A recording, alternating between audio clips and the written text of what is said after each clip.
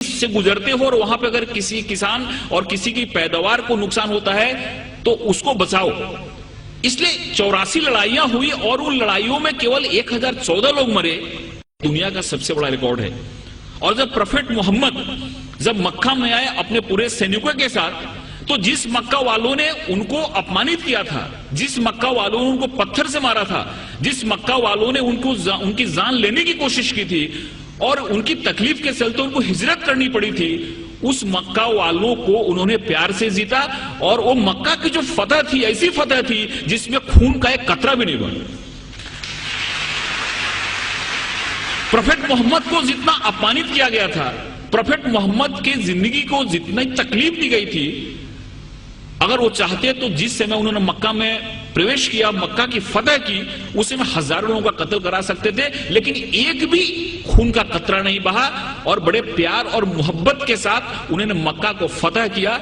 इससे यह बात सामने आती है कि शांति और अमन इस्लाम का मकसद है। तलवार उठाई उन्होंने, तलवार इसलिए उठाई कि तलवार उठाने का उनको हुक्म था, मजबूरी थी तलवार उठाना, कि अगर तलवार नहीं उठाते तो मजहब का क्याम नहीं हो सकता। और हर एक जगह गीता में भगवान श्री कृष्ण ने अर्जुन को कहा कि तुम लड़ाई करो, अगर तुम लड़ाई नहीं करोगे तो धर्म की स्थापना नहीं हो पाएगी। अर्जुन वहां से भाग रहा था, अर्जुन ने बोला कि तीर नहीं चलाता क्योंकि मेरे सामने तो हमारे सारे रिलेटिव बैठे हुए हैं। भगवान श्री कृष्ण ने कहा कि यहाँ पे धर्म की स्थापना के लिए तुमको लड़ाई करनी पड़ेगी, तुमको लोगों को मारना पड़ेगा। अगर तुमने लड़ाई नहीं की तो धर्म की स्थापना नहीं होगी। तो एक विशेष परिस्थिति में हमको लड़ाई करने की भी जरूरत होती है।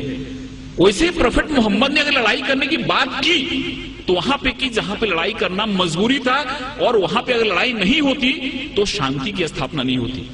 इसलिए ये बात हमारे सामने आती है कि सबसे बड़ी जो बात है कि इस्लाम जहां जहां उन्होंने उनको जहां जहां वो लोगों को मार सकते थे, जहां जहां खून खराबा हो सकता था, वहां पे उन्होंने खून खराबा नहीं होने दिया। कभी कभी उन्होंने अपने को खुद अपमानित भी हुए, जैसे कि बहुत लोगों को मालूम हुआ कि सुलई हुदैबिया जो एक करार हुआ, एक जो मायदा हुआ, उसमें बहुत सारे ऐसे टर्म थे जो टर्म उनको कबूल नहीं थे, इस्लाम के मानने वालों को, मुसलमानों को कबूल नहीं थे। लेकिन प्रोफेट मोहम्मद ने कहा कि अगर यह मायदा नहीं करता हूं तो बहुत बड़ा खून खराबा हो जाएगा और उस खून खराबे से बहुत लोग मारे जाएंगे। इसलिए चलो मेरा अपमान हुआ तो चलेगा, लेकिन शांति के लिए, अमन के लिए मैं करार करता हूं, जिससे बहुत बड़ी लड़ाई टल गई। ऐसे बहुत सारे उदाहरण हैं। एक बार एक यहूदी का जनाजा जा रहा था और प्रोफेट मोहम्मद अपने लोगों के साथ बैठे हुए थे। उन्होंने जब जनाजा देखा तो उठ के खड़े हो गए। उनके लोगों ने कहा कि ये तो मुसलमान का जनाजा नहीं, ये तो एक यहूदी का जनाजा है। तो मोहम्मद ने क्या, प्रोफेट मोहम्मद ने क्या यहूदी इंसान नहीं होता? ये सारी चीजें हमारे सामने आनी चाहिए। उस बूढ़ी औरत की कहानी मालूम है कि उसको ऐसा लगता था कि यहाँ पे इस्लाम बढ़ रहा है, मोहम्मद नाम का ऐसा शख्सियत है जो सबको इस्लाम में ले जा रहा है, इसलिए वो गांव छोड़ के जा रही थी। उसके सर पे गठरी थी और गठरी उठ नहीं रही थी। एक नौजवान आया और बोला कि माता जी मैं आपकी मदद करूं, आप चलो आपकी गठरी में गांव के बाहर छोड़ देता हूं। औरत ने उनको गठरी दी और वहां से नौजवान उस गठरी को अपने सर पे लिया और गांव के बाहर गया और बोला कि आप ठीक है, आप गठरी लो, जाओ। उस औरत ने पूछा कि कैसा नेक इंसान है जो अपने सर पे मेरी गठरी लेके जा रहा है। उसने पूछा कि तुम्हारा नाम क्या है? इन्होंने कहा कि मुझको मोहम्मद कहते हैं। जिसके डर से भाग रही थी वही इंसान उस औरत की गठरी को अपने सर पे ले जा रहा है और उसको मदद कर रहा है, और उसी दिन औरत इस्लाम में आ गई।